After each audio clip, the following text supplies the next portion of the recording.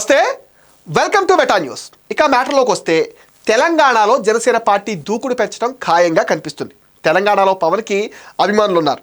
10 ఏళ్ల నుంచి సైలెంట్గా ఉన్న ఆ పార్టీ ఇప్పుడు యాక్టివ్ అయ్యేందుకు రంగం సిద్ధం చేసుకుంటుంది అని తాజా పరిణామాలను బట్టి మనం అర్థం చేసుకోవచ్చు. ఏపీ డిప్యూటీ సీఎంగా ఉన్న పవన్ కళ్యాణ్ తెలంగాణలో కూడా వ్యూహాలను పదులు పెడుతున్నారు. 2014 నుంచి తెలంగాణలో పార్టీ ఒక్క ఎన్నికల్లో కూడా పోటీ చేయలేదు. పంచాయతీ ఎన్నికల్లో ఆ పార్టీ సానుభూతి పరులు పోటీ చేస్తున్నారు మినహా గ్లాసు గుర్తుతో పార్టీకి ఇప్పటి వరకు బరిలో దిగింది లేదు. అయితే 2027లో జరిగే గ్రేటర్ హైదరాబాద్ ఎన్నికల నుంచి పార్టీని బరిలోకి దించాలని పవన్ భావిస్తున్నారు. జూబ్లీహిల్స్ ఉప ఎన్నికల్లో బీజేపీకి బహిరంగంగా మద్దతు ప్రకటించింది. పవన్ ప్రచారానికి రాలేదు, కానీ భవిష్యత్తు ఎన్నికల్లో తెలంగాణలో జనసేన బలపడాలని చూస్తుంది. గత అసెంబ్లీ ఎన్నికల్లో జనసేనకి కొన్ని చోట్ల పోటీకి దిగింది, కానీ ఎమ్మెల్యేలు గెలవలేదు. ఎన్నికల సమయంలో పవన్ కళ్యాణ్ ప్రచారం నిర్వహించారు. అయినప్పటికీ భారీగా ఓట్లు వచ్చాయి, కానీ సీటు మాత్రం రాలేదు. ముఖ్యంగా గ్రేటర్ హైదరాబాద్లో ఆంధ్ర ఓటర్లు, కాపు సామాజిక వర్గం ఓటర్ల సంఖ్య భారీగా ఉంది. అందుకే వచ్చే ఎన్నికల్లో మరింత గట్టిగా ఫైట్ చేస్తే మెరుగైన ఫలితాలు వచ్చే అవకాశాలు ఉన్నాయని పవన్ కళ్యాణ్ లెక్కలు వేసుకుంటున్నట్టుగా టాక్ అయితే వినిపిస్తుంది. ఇప్పుడు మాత్రం ఏపీ ఫార్ములాను తెలంగాణలో కూడా వర్కౌట్ చేసే దిశగా పార్టీ అడుగులు వేస్తుంది. హైదరాబాద్లో కనీసం 10 స్థానాల్లో పోటీ చేయాలని భావిస్తుంది. తాజాగా తెలంగాణలో ఉన్న జనసేన కమిటీలను రద్దు చేశారు. వాటి స్థానాల్లో అడ్హాక్ కమిటీలను నియమించారు. రాష్ట్రంలో పార్టీని క్షేత్రస్థాయిలో మరింత బలోపేతం చేసే దిశగా జనసేన పార్టీ అధినేత AP deputy CM Pawan Kalyan focus పెట్టిన నేపథ్యంలో ఈ నిర్ణయం తీసుకున్నారు. జీహెచ్ఎంసీ, వీర మహిళ, యువజన విద్యార్థి విభాగం కమిటీలను రద్దు చేసి వాటి స్థానంలో కొంతమంది సభ్యులతో తాత్కాలికంగా అడ్హాక్ కమిటీలను ఏర్పాటు చేశారు. ఈ కమిటీలు 30 రోజుల పాటు పనిచేయనున్నాయి. ప్రతి నియోజకవర్గం, జీహెచ్ఎంసీ పరిధిలో 300 వార్డులలో పర్యటించి కనీసం 5-6 సభ్యుల జాబితాను సిద్ధం చేసి పార్టీ కార్యాలయానికి అందజేయనున్నారు. త్వరలో నూతన కమిటీలు ప్రకటించనున్నట్లుగా పార్టీ వర్గాలు అయితే వెల్లడించాయి. ఈ నిర్ణయాలను పార్టీ ప్రధాన కార్యదర్శి రామ్ తాళూరి ప్రకటించారు.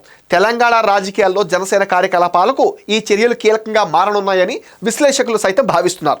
జీహెచ్ఎంసీలో 300 వార్డులలో విస్తృతంగా పర్యటించాలని జనసేన నేతలకు పవన్ కళ్యాణ్ అయితే దిశానిర్దేశం చేశారు.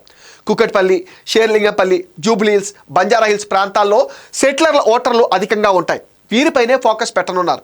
ఇటీవల పవన్ చేసిన దృష్టి కామెంట్స్ తీవ్రంగా దుమారం రేపాయి. పవన్ ప్రస్తుతం తెలంగాణలో పర్యటనలు చేయకపోయినా వీలున్నప్పుడల్లా కొండగట్టు ఆలయానికి వెళ్ళి వస్తూ ఉంటారు.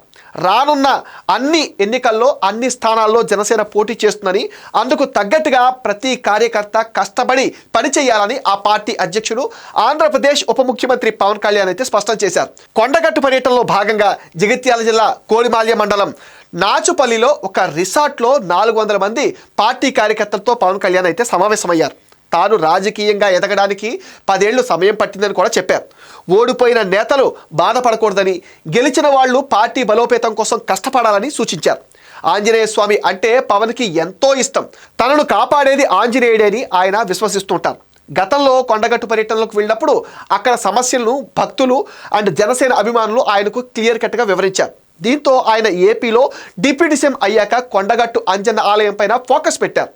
31.35 కోట్లతో 96 గదుల ధర్మశాల నిర్మాణం, 3.84 కోట్లతో 2200 మంది భక్తులకు ఏకకాలంలో దీక్ష విరమించేలా మండపం నిర్మాణం కోసం టీటీడీ బోర్డు చైర్మన్ బిఆర్ నాయుడుతో కలిసి శంకుస్థాపన చేశారు.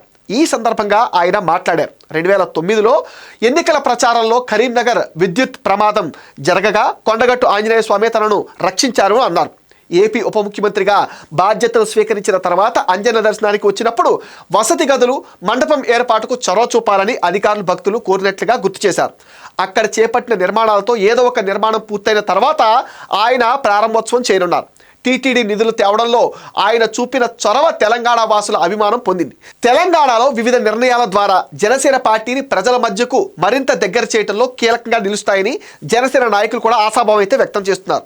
తెలంగాణ నుంచే తనలో చైతన్యం, తెగింపు, స్ఫూర్తి, పోరాట ప్రతిభ వచ్చాయన్నారు. వ్యక్తిగతంగా మనకు ఎవరూ శత్రువులు లేరు.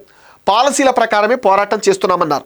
ప్రజా సమస్యల పరిష్కారం కోసం జన సైనికులు ముందుండాలని పిలుపునిచ్చారు. 100 మైళ్ళ ప్రయాణం కూడా ఒక్క అడుగుతోనే ప్రారంభమవుతుందని కార్యకర్తల్లో స్ఫూర్తి నింపారు పవన్ కళ్యాణ్. రాజకీయాల్లో గెలుపు ఓటములు సహజం, కానీ పోటీ చేయటం అలవాటు చేసుకోవాలి అని చెప్పారు. జిహెచ్ఎంసీ ఎన్నికల తర్వాత వచ్చే అసెంబ్లీ ఎన్నికల్లో పార్టీని తిరుగులేని శక్తిగా తయారు చేసి క్రియాశీలక పాత్ర పోషించేలా చేయాలని పవన్ అయితే భావిస్తున్నారు. ఒకవేళ పవన్ తెలంగాణలో ఎంట్రీ ఇస్తే కాంగ్రెస్, బీఆర్ఎస్ పార్టీలు ఎలాంటి అస్త్రాలను రెడీ చేస్తాయో చూడాలి. మరి ఇది మెటా న్యూస్ అప్డేట్. ఈ వీడియో పైన మీ విలువైన ఒపీనియన్ కామెంట్ సెక్షన్లో మెన్షన్ చేయండి. మీరు ఇచ్చే కామెంట్స్తో మరిన్ని ఇంట్రెస్టింగ్ వీడియోస్ మేము అందిస్తాం. Please support meta news. Please subscribe meta news.